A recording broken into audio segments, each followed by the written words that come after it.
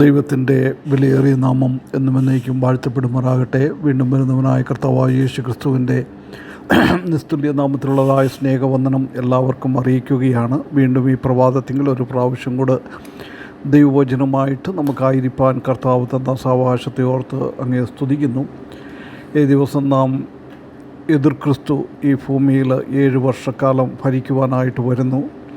അവൻ്റെ ചില കാര്യങ്ങൾ ദൈവവചനത്തിൽ നിന്ന് നാം ചിന്തിച്ചുകൊണ്ട് ഇരിക്കുകയാണ്. കഴിഞ്ഞ ദിവസം നാം വെളിപ്പാട് പുസ്തകം 13-ാം അധ്യായം അതിൻ്റെ 1-ാം വാക്യത്തിൽ നിന്ന് യോഹന്നാൻ എതിർ ക്രിസ്തുവിനെ പറ്റി കാണുന്ന കാര്യങ്ങളാണ് നാം ചിന്തിച്ചത്. ഇന്ന് നമുക്കതിൻ്റെ 2-ാമത്തെ വാക്യത്തിലേക്ക് നോക്കാം. വെളിപ്പാട് പുസ്തകം 13-ാം അധ്യായം 2-ാം വാക്യത്തിൽ ഇപ്രകാരമാണ് പറയുന്നത്: ഞാൻ കണ്ട മൃഗം പുള്ളിപ്പുലിക്ക് സദൃശവും അതിൻ്റെ കാൽ കരടിയുടെ കാൽ പോലെയും വായ് സിംഹത്തിൻ്റെ വായ് പോലെയും ആയിരുന്നു. അതിന് മഹാസർപ്പം തൻ്റെ ശക്തിയും സിംഹാസനവും വലിയ അധികാരവും കൊടുത്തു. 10 കൊമ്പും 7 തലയും ഉള്ളതായ ആ മൃഗത്തെ പറ്റിയാണ് ഇവിടെ പറയുന്നത്. അത് ഇവിടെ നാം കാണുന്നത്, ആ മൃഗത്തെ കാണുമ്പോൾ പുള്ളിപ്പുലിയുടെയും കരടിയുടെയും സിംഹത്തിൻ്റെയും ഒരു മിശ്രണമാണ് അവിടെ നാം കാണുന്നത്. ഇത് നാം നേരത്തെ ചിന്തിച്ച ദാനിയേലിൻ്റെ പുസ്തകം 7-ാം അധ്യായത്തിൽ ദാനിയേലിന് കാണിക്കുന്ന ആ ദർശനത്തിൽ അവിടെയും നമുക്ക് സിംഹം, അതുപോലെ തന്നെ കരടി,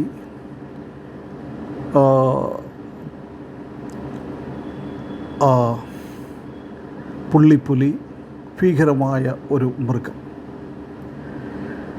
അത് വേറെ വേറെയാണ് കാണിച്ചത്. ഓരോരോ സാമ്രാജ്യമായിരുന്നു. അത് നാം ചിന്തിക്കുകയുണ്ടായി. എന്നാൽ ഇവിടെ നാം കാണുന്ന ഈ അവസാനത്തെ ഭരണകർത്താവിന് നാം കാണുന്നത് ഇത് എല്ലാം ഒന്നിച്ച് തന്നിൽ കാണുകയാണ് ചെയ്യുന്നത്. ദാനിയേലിനെ കാണിക്കുമ്പോൾ ആദ്യമേ സിംഹം, പിന്നെ കരടി, പിന്നെ പുള്ളിപ്പുലി. കാരണം അത് വരുവാനിരിക്കുന്നതായ സാമ്രാജ്യമായിരുന്നു. എന്നാൽ യോഹന്നാൻ അത് കാണുമ്പോൾ നേരെ തിരിച്ചാണ്.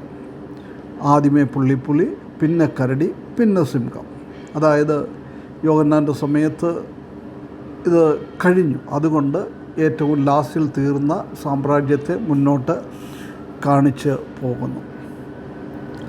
നമുക്കറിയാം, ഇവിടെ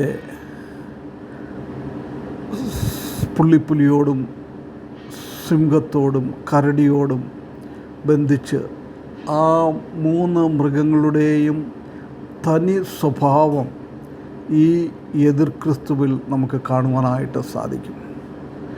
3 സാമ്രാജ്യങ്ങളുടെയും സ്വഭാവങ്ങൾ, 3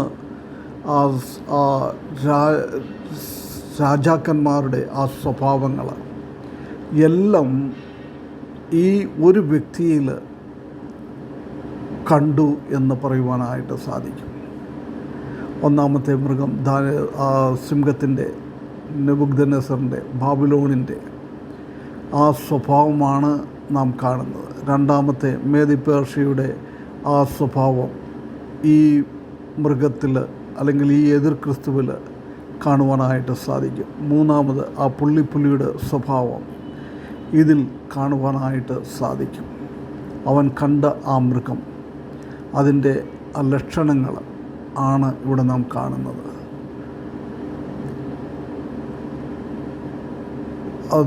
അതിൻ്റെ ശരീരം പുള്ളിപ്പുലിയെപ്പോലെ ആയിരുന്നു. യവന സാമ്രാജ്യത്തിൻ്റെ എല്ലാ പ്രതാപവും അതിവേഗതയും, പുള്ളിപ്പുലിക്കുള്ള അതിവേഗതയും പോലെ ആരുടെ മേലും ചാടി വീഴുവാനായിട്ടുള്ളതായ, എതിരാളികളുടെ മേൽ അതിശീഘ്രം ചാടി വീണ് കീഴ്പ്പെടുത്തുവാനായിട്ടുള്ളതായ പുള്ളിപ്പുലിക്ക് സമാനമായ ഉടൽ ആയിരുന്നു ഇതിന് ഉള്ളത്. അതുപോലെ തന്നെ കാൽ കരടിയുടെ കാൽ പോലെയായിരുന്നു. അത് ഒരു പാർശ്വം ഉയർത്തിയും മറ്റൊരു പാർശ്വം താണും വന്നതുപോലെ തന്നെ ഇതും കരടി നടപ്പിൽ ഒട്ടും ഭംഗിയില്ലാത്തതാണ്, വേഗതയും ഇല്ലാത്തതാണ്. പക്ഷേ ബലശാലിയായ ഒരു ക്രൂരമൃഗമാണ്. കരടി രക്തക്കൊതിയനും സാവധാനത്തിൽ നടക്കുന്ന ഒരു മൃഗവുമാണ്.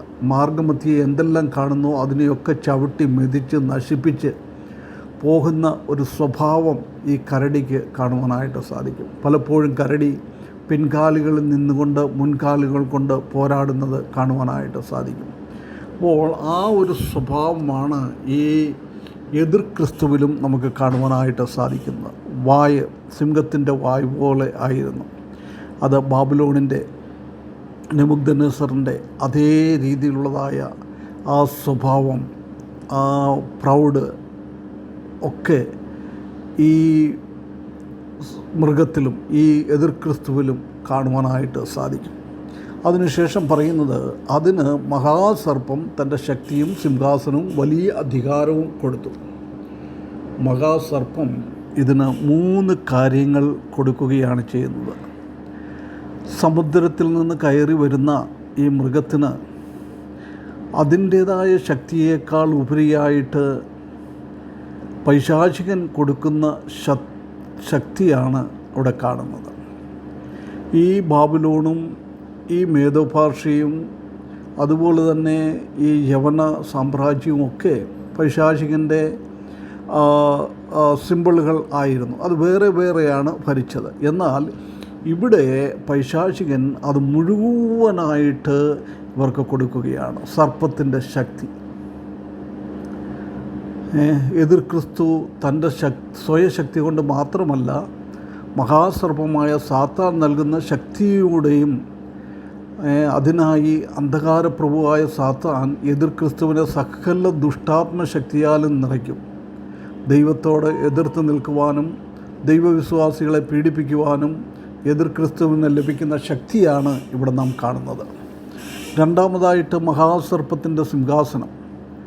ആ ശക്തിക്ക് പുറമേ സിംഹാസനവും കൊടുക്കുകയാണ്. കർത്താവായ യേശു ക്രിസ്തു പിതാവിൻ്റെ സിംഹാസനത്തിലിരിക്കുന്നത് പോലെ തന്നെ ഈ എതിർ ക്രിസ്തുവും മഹാസർപ്പത്തിൻ്റെ സിംഹാസനത്തിലാണ് ഇരിക്കുന്നത്. വെളിപ്പാട് പുസ്തകം 2-ാം അധ്യായം 13-ാമത്തെ വാക്യത്തിൽ നമുക്ക് കാണുവാനായിട്ട് സാധിക്കും.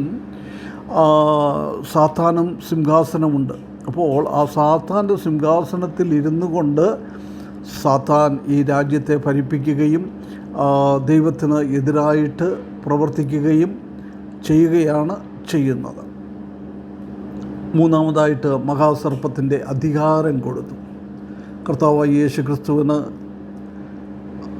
പിതാവിൻ്റെ അധികാരം ലഭിച്ചതുപോലെ തന്നെ ഇവിടെ ഈ സാത്താൻ്റെ മഹത്വവും അവൻ്റെ അധികാരവും എല്ലാം കൊടുത്ത് വളരെ വളരെ ക്രൂരമായ രീതിയിൽ പൈശാചികത്വത്തോടുകൂടെ പ്രവർത്തിക്കുന്ന ഒരു വ്യക്തിയായിട്ട് നമുക്ക് കാണുവാനായിട്ട് സാധിക്കും. എതിർ ക്രിസ്തുവാകുന്ന ലോക നേതാവ് സാത്താൻ്റെ സകല വാഗ്ദത്തങ്ങളും വാങ്ങി മഹാസർപ്പത്തിൻ്റെ ശക്തിയോടും സിംഹാസനത്തോടും അധികാരത്തോടും കൂടെ ലോകത്തെ ഭരിക്കുവാൻ പുറപ്പെടുന്ന ഒരു നേതാവായിട്ട് ഈ എതിർ ക്രിസ്തുവിനെ നമുക്ക് കാണുവാനായിട്ട് സാധിക്കും. വളരെ ശക്തിയോടുകൂടെയാണ് വരുന്നത്. 12-ാം അധ്യായത്തിൽ സാത്താനെ സ്വർഗത്തിൽ നിന്ന് മീഖായേൽ തള്ളി ഭൂമിയിലിടുമ്പോൾ അവൻ്റെ എല്ലാ ശക്തിയുമായിട്ട് ആ 3.5 വർഷക്കാലം കഴിയുമ്പോൾ ഈ എതിർ ക്രിസ്തുവിൻ്റെ മേൽ വന്ന് വളരെ ശക്തിയോടുകൂടെ ദൈവത്തിനെതിരായിട്ടും ദൈവമക്കൾക്കെതിരായിട്ടും പ്രവർത്തിക്കുന്ന ഒരു എതിർ ക്രിസ്തു ഇവിടെ നമുക്ക് കാണുവാനായിട്ട് സാധിക്കും. ബാക്കിയുള്ളതായ ഭാഗങ്ങൾ അടുത്ത ദിവസം നമുക്ക് ചിന്തിക്കാം. അവൻ്റെ വിലയേറിയ നാമം എന്നും എന്നേക്കും വാഴ്ത്തപ്പെടുമാറാകട്ടെ.